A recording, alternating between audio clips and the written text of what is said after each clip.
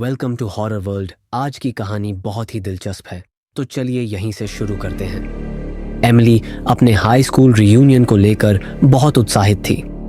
उसने पूरा हफ्ता पुरानी तस्वीरें देखने, दोस्तों को याद करने और यह सोचने में बिताया कि सबसे ज्यादा कौन बदला होगा।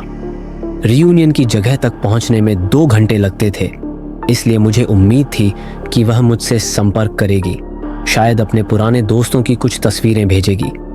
लेकिन जब पूरी रात उसकी कोई खबर नहीं आई तो मुझे चिंता होने लगी। रात के 2 बजे आखिरकार उसने मुझे फोन किया। वह रो रही थी। उन्हें मेरी पहचान नहीं हुई। उसने फुसफुसाते हुए कहा।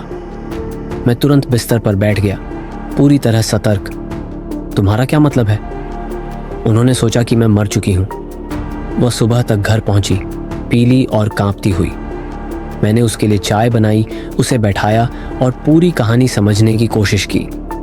जब वह रियूनियन में पहुंची तो उसने उम्मीद की थी कि उसे पुरानी यादें, गले मिलना और शायद कुछ अजीब सी बातें सुनने को मिलेंगी, लेकिन उसकी जगह उसे खाली निगाहें मिली। लोग उसके पीछे फुसफुसा रहे थे। कुछ ने तो उससे पूरी तरह दूरी बना ली।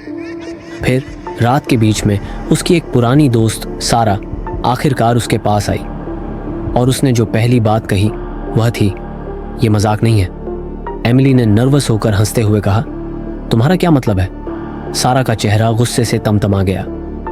तुम मर चुकी हो एमिली, ये कोई मजाक नहीं था। सारा ने अपना फोन निकाला और एक पुराना मेमोरियल पेज दिखाया। एमिली का चेहरा वहां दिख रहा था। एक श्रद्धांजलि पोस्ट, दर्जनों टिप्पणियां, उसके किशोरावस्था की तस्वीरें, सहपाठियों द्वारा साझा की गई यादें, एक अंतिम संस्कार की तारीख, सब कुछ। एमिली लगभग बेहोश हो गई। मुझे समझ नहीं आ रहा, उसने सारा से कहा। मैं यहाँ खड़ी हूँ। सारा पीछे हट गई, जैसे उसने किसी भूत को देख लिया हो। यह असंभव है, उसने फुसफुसाया। एमिली ने उन्हें अपना ड्राइविंग लाइसेंस दिखाया, अपनी आईडी, अपना फेसबुक प्रोफाइल भी दिखाया, लेकिन उसका नाम, उसके रिकॉर्ड्स, दुर्घटना से पहले की हर चीज गायब थी। एक शिक्षक ने यहां तक कि एमिली के माता पिता को फोन किया। उन्होंने जवाब नहीं दिया।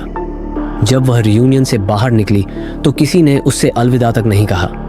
बस उसे ऐसे देखा जैसे वह कुछ ऐसा हो जो अस्तित्व में नहीं होना चाहिए। हमने पूरा सुबह का समय खोजबीन में बिताया। वह पेज असली था, टिप्पणियां असली थीं। लोगों ने वास्तव में उसके लिए शोक मनाया था।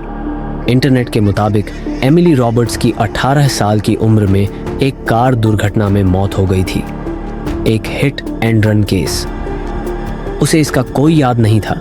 उसके परिवार ने कभी इसका जिक्र नहीं किया। तो हमने उन्हें फोन किया। उसकी मां ने पहली ही घंटी में फोन उठा लिया। एमिली कुछ कह पाती इससे पहले ही उसकी मां फूट फूट कर रोने लगी। बेटा, कृपया हमें फोन करना बंद करो। एमिली का चेहरा सफेद पड़ गया। मां, आप क्या कह रही हैं? उसकी मां बस रोती रही। तुम जो भी हो, कृपया मेरी बेटी होने का नाटक बंद करो। फोन कट गया।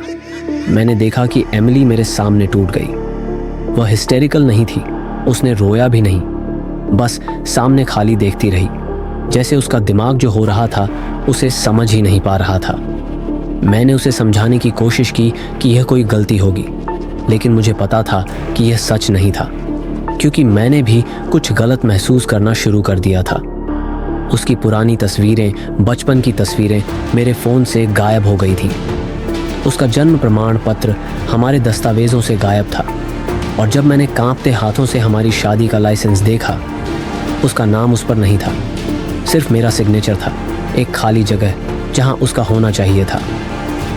एमिली ने घंटों से एक शब्द नहीं बोला। वह बस सोफे पर बैठी है, सामने कुछ देखे बिना। मुझे समझ नहीं आ रहा कि क्या करूं, क्योंकि अगर मेरी पत्नी सच में एमिली रॉबर्ट्स नहीं है, यदि आपने तो पिछले 5 सालों से मेरे साथ कौन रह रहा था? सब्सक्राइब करें, और यदि आपने पहले ही कर लिया है तो आपका बहुत बहुत धन्यवाद।